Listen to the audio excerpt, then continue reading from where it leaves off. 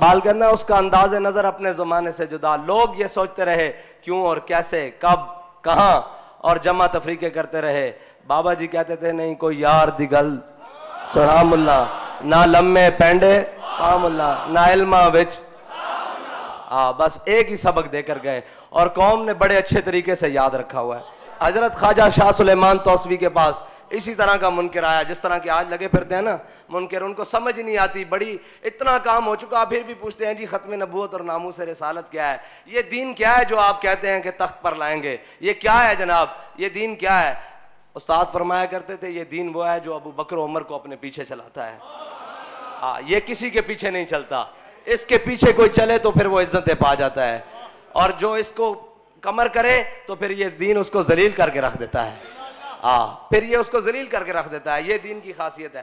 حضرت خواجہ شاہ سلیمان توسوی اپنے مریدوں کے ساتھ بیٹھے ہوئے, آپ کے پاس ایک وہ آج ہمارے زمانے بھی ہوتا ہے نا وہ جس نے ڈگڈگی پکڑی ہوتی ہے بندر نچانے والا, وہ آپ کے پاس آیا مداری, وہ آپ کے پاس آیا, آپ نے فرمایا یار تماشا تے دکھا. اس نے تماشا شماشا دکھایا, بندر بھی بیٹھ گیا اور وہ مداری بھی بیٹھ گیا. اتنی دیر میں ایک بندہ آیا, اس نے کہا حضور مجھے معراج کی سمجھ نہیں آتی کہ کیسے ممکن ہے کہ جناب پانی بھی چلتا رہے اور جناب بستر بھی گرم رہے, کنڈی بھی ہلتی رہے, کیسے ممکن ہے. آپ نے فرمایا بیٹھ جا. اتنی دیر میں نا آپ کے پیچھے, آپ جہاں تشریف فرماتے پیچھے کھڑکی تھی, آپ نے وہ مداری کو بلایا اور فرمایا اس کے اندر داخل ہو جا. جب وہ اندر گیا کھڑکی بند ہو گئی. خواجہ صاحب کی مجلس لگی ہوئی ہے. جب وہ مداری اندر گیا تو اس نے دیکھا اندر جہان ہی اور دنیا ہی اور کھڑکی کے پیچھے. وہ اندر گیا, چلتے پھرتے آگے چلا گیا. آگے جا کے جناب اس نے دیکھا, وہ جا کے اپنا کاروبار میں لگ گیا, کاروبار کیا, مال و زر کمایا, کھیتی باڑی کی اور بڑے پیسے کمائے. پھر اس نے شادی کی اور اس کے بچے بڑے ہو گئے. پھر جناب اس نے اپنے بچوں کی شادیاں کی. وہ پھرتا ٹرتا اور جناب اندر دنیا ہی پیچھے بدل گئی. ایک دن اچانک اس کا گزر اسی کھڑکی کے پاس سے ہوا. جب اس کھڑکی کے پاس سے ہوا تو خواجہ صاحب نے نا ایسے ہاتھ پیچھے کیا, فرمایا یار جتنا تماشا تو نے ہمیں دکھایا تھا اس سے زیادہ ہم نے تجھے دکھا دیا ہے, واپس آ جا. جب وہ واپس کھڑکی سے باہر آیا تو دیکھا خواجہ صاحب کی مجلس اسی طرح لگی ہوئی اور اسی طرح بندر بھی اسی کروٹ بیٹھا ہوا. تو آپ نے فرمایا یہ تو ہمارے بس میں ہے, تو کوئی تصور ہی نہ ابھرا تیری تصویر کے بعد, اور ذہن خالی ہی رہا کاسہ سائل کی طرح. اور یہ شان ہے خدمت گاروں کی, سردار کا عالم کیا ہوگا. یہ جو سارے سائنسی طریقوں سے معراج کو اور جناب یورپ کی اینکیں لگا کے معراج کو پڑھتے ہیں اور دیکھتے ہیں, استاد صاحب فرماتے تھے کہ جتنی سپیڈ میں جہاز جاتا ہے اس سپیڈ میں اگر انسان کا کوئی حصہ باہر رہ جائے تو یا تو وہ اڑ جائے گا یا وہ شل ہو جائے گا. اب سنیں براق کی رفتار کتنی تھی. یہ تو جہاز کی رفتار ہے نا, براق کی رفتار یہ تھی کہ جہاں اس کی پہلی نظر پڑتی تھی وہاں اس کا قدم پڑتا تھا. اور یہ براق کی رفتار ہے, نبی کی رفتار نہیں. وہ مقام آ گیا سدرۃ المنتہا,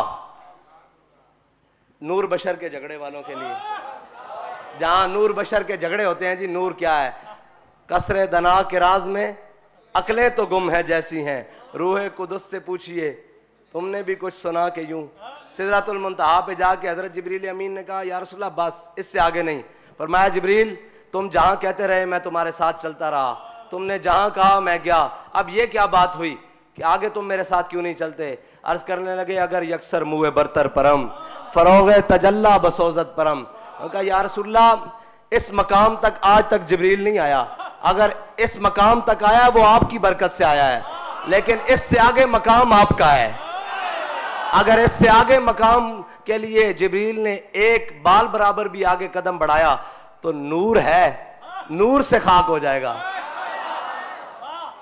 تو میرے آقا و مولا نے ایسے نہیں فرمایا تھا یا ابا بکر لم یعرفنی حقیقت غیر ربی, فرمایا ابو بکر میری حقیقت کو میرے رب کے سوا کوئی نہیں جانتا. اور حافظ مدد الدین صاحب فرماتے ہیں عرش پہ جا کے جبریل امی رک گئے, فرشتہ چل نہیں سکتا تیری رفتار کے ساتھ. اور کہاں چل سکتا ہے. یہ میرے آقا و مولا صلی اللہ علیہ وسلم کی مبارک معراج کا سفر ہے. اللہ تعالیٰ اس رات کے صدقے مسلمانوں کو کوئی غیرت مند حاکم نصیب فرمائے, کوئی حضرت عمر کا غلام نصیب فرمائے جو مسجد اقصی واپس مسلمانوں کو لے کر دے, اور کوئی صلاح الدین ایوبی کا غلام نصیب فرمائے کہ سارا عالم کفر ایک طرف ہو اور صلاح الدین ایوبی کا غلام ایک طرف کھڑا ہو کر مسجد اقصیٰ کے اندر جا کر اپنے ہاتھوں سے جھاڑو دے کر اس جگہ پر سجدہ شکر ادا کرے جہاں میرے آقا و مولا صلی اللہ علیہ وسلم جہاں سے معراج کی رات تشریف لے گئے. اللہ تعالیٰ مجھے اور آپ کو حضور کی محبت نصیب فرمائے اور ان راتوں کی برکت سے اللہ تعالیٰ پاکستان اور عوام پاکستان کو اور اہلیانی پاکستان کو برکت نصیب فرمائے اور اس پاکستان کو تا صبح قیامت قائم و دائم فرمائے اور اس پر حضور کا دین ہمیں تخت پر لانے کی قوت اور ہمت عطا فرمائے اور ہمارے قدموں کو ثابت قدمی دے.